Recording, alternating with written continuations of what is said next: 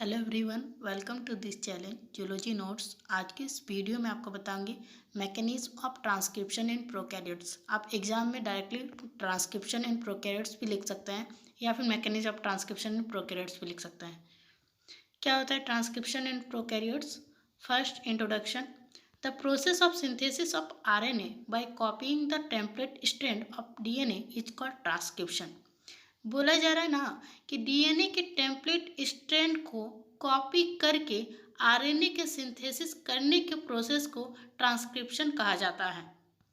During replication entire genome is copied but in transcription only the selected portion of genome is copied. Replication के दौरान क्या होता है ना कि पूरा जीनोम जो होता है वो कॉपी हो जाता है, लेकिन ट्रांसक्रिप्शन में बस सिलेक्टेड पोर्शन ही, जीनोम का जो सिलेक्टेड पोर्शन ही कॉपी होता है।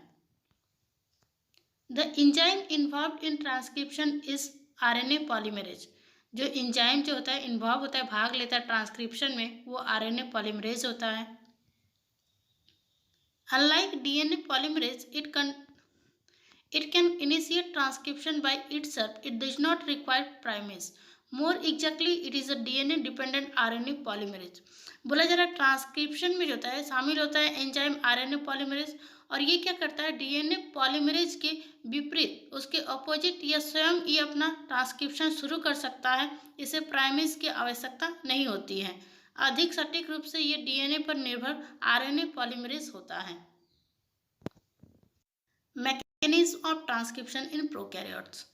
Transcription is an enzymatic process. The mechanism of transcription complete in three major steps. Transcription जो होता है एक तरह का एंजाइमेटिक प्रोसेस होता है, और ये जो मैकेनिज्म है इसका ट्रांसक्रिप्शन का, ये तीन मेजर स्टेप में ये पूरा होता है। पहला इनिशिएशन, दूसरा इलोंगेशन एंड थर्ड टर्मिनेशन। पहला है initiation. The transcription is initiated by RNA polymerase holoenzyme from a specific point called promoter sequence. बोला जा रहा है ये जो ट्रांसक्रिप्शन जो होता है ये इनिशिएट होता है आरएनए पॉलीमरेज होलोएंजाइम एक स्पेसिफिक पॉइंट से, जिसको प्रोमोटर सीक्वेंस कहा जाता है। Bacterial RNA polymerase is the principal enzyme involve in transcription.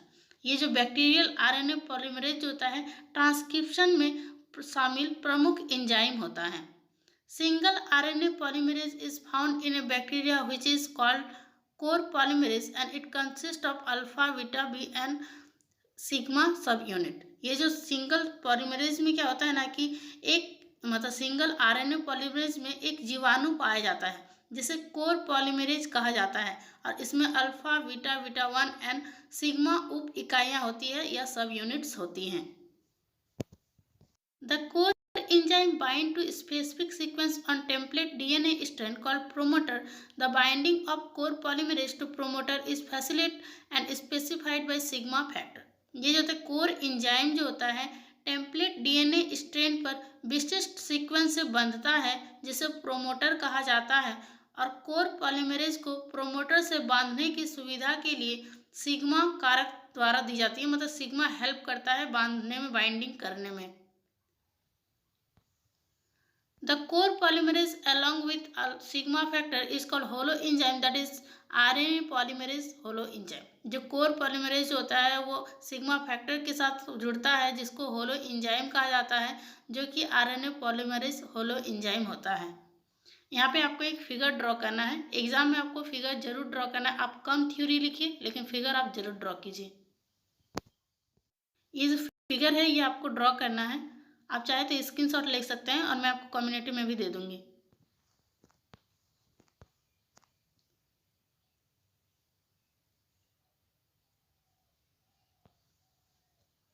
अगर आपके पास टाइम ना हो तो आप ये फिगर को ड्रॉ कर दीजिएगा और इंट्रोडक्शन दे दीजिएगा तो बहुत अधिक मार्क्स आ जाएंगे। मतलब अप्रॉक्स 12 मार्क्स में आपको 7 मार्क्स मिल जाएंगे। उसके बाद है elongation. After synthesis of RNA more than 10 bp long, the sigma factor is ejected and the enzyme move along 5' to 3' direction, continuously synthesizing RNA. बोला जा रहा है 10 bp से अधिक लंबे RNA के सिंथेसिस के बाद जो फैक्टर होता है वो बाहर निकल जाता है, सिग्मा फैक्टर जो होता है वो बाहर निकल जाता है, ओ फैक्टर, और एंजाइम 5' से 3' दिशा में लगातार RNA को सिंथेसिस करता है। The synthesized RNA exist from the RNA exist channel. जो सिंथेसिस आरएनए जो होता है वो आरएनए निकास चैनल से बाहर निकलता है। The synthesized RNA is proof ready the synthesized RNA is proof ready by hydrolytic editing for this polymerase backtrack by one or more nucleotide and clip the RNA removing the error and synthesize the correct one। ये क्या करता है, तो एक तरह से होता है ना कि संश्लेषण, जो सिंथेसाइज्ड आरएनए को हाइड्रोलिटिक संपादन द्वारा प्रूफ रीड किया जाता है और क्या कहते हैं, इसके लिए पॉलीमरेज एक या उससे अधिक न्यूक्लियोटाइड द्वारा वापस ट्रैक करता है और गलती को हटाकर आरएनए को डिवाइड करता है, विभाजित करता है और सही को संश्लेषित करता है, सही चीज को वो सिंथेसिस करता है। Pyrophosphorolytic editing another mechanism of removing alternate nucleotide.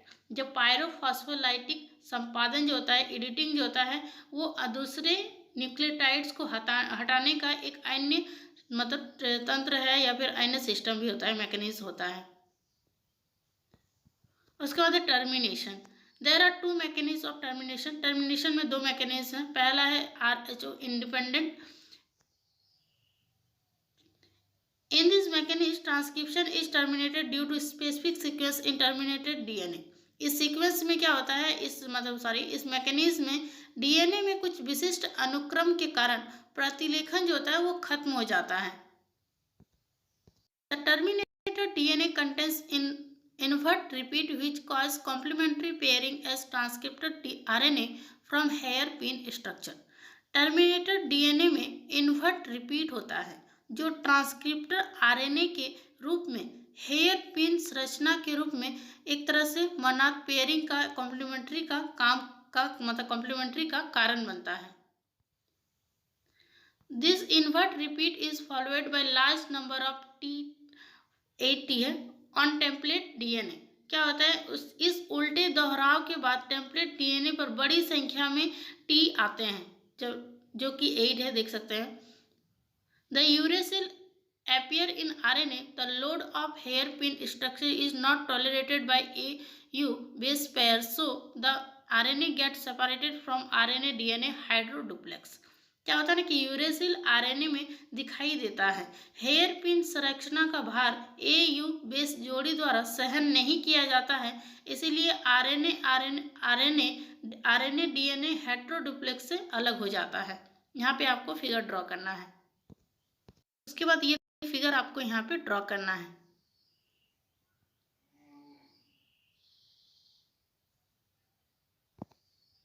उसके बाद आरएचओ डिपेंडेंट।